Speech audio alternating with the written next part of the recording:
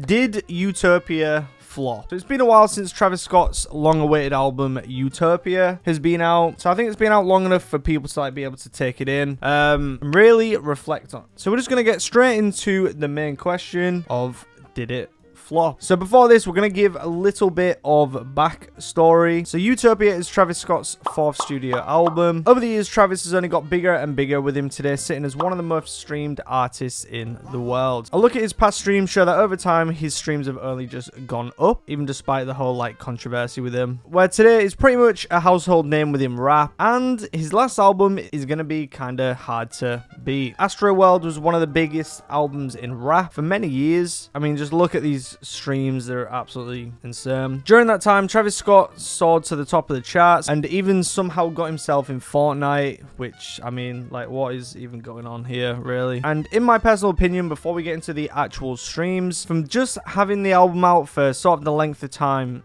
it's been out, I'm not too sure commercially how this album really compares to Astroworld. It kind of feels like he's going for like a completely different sound, basically. I mean, going back to the Astroworld track listings, this had songs like Butterfly Effect, No Bystanders, and obviously the biggest song on there, which was Sicko Mode. And it just kind of feels like this album didn't really have that hit sort of sound that Astroworld did. But I'm not really too sure if it's a bad thing. I think on the album, it was a lot more of like an experimental album than most artists at the moment. Definitely with the production side. Like, the production on there is absolutely crazy. But there's just not really that club banger like a Sicko Mode, or just anything to really...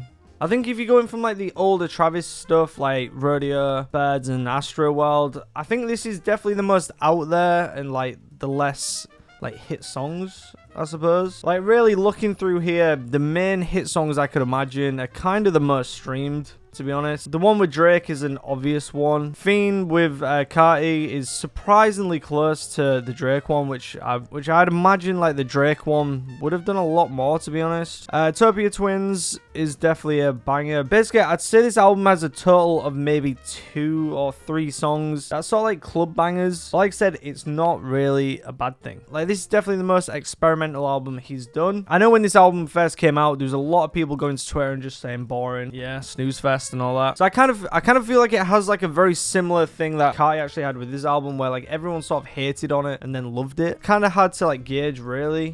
Just like reviews wise, so in terms of like first week sales, so Travis Scott album sales, Utopia. So just in terms of streams, apparently Utopia far outweighs Astroworld with 650 million global streams, surpassing the 350 streams of its predecessor. Utopia isn't for the average / basic rap listener, so it's not going to get as many streams. Can confirm, I typically... Yeah, kind of. I get it. I think this guy had it right 2 months ago. Let it marinate. I mean, just Reddit people seem to like it. I mean, I suppose that's a reliable source.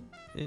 Alright, just looking sort of down here, Utopia marks another success from Scott, but fall short of his previous effort. Astroworld, which moved 537,000 equivalent units, roughly 40,000 more than Utopia in the same time frame. So apparently Astroworld is still the more streamed one. However, Utopia's streaming numbers far outweigh that of Astroworld's in its first week.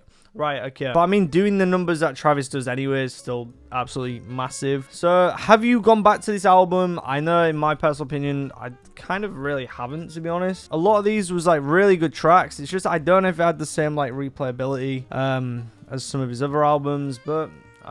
So, are you still listening to this album a couple months on? Or do you just not play it anymore? Let me know below. And, yeah, that's kind of it. Thanks for watching. Till next time.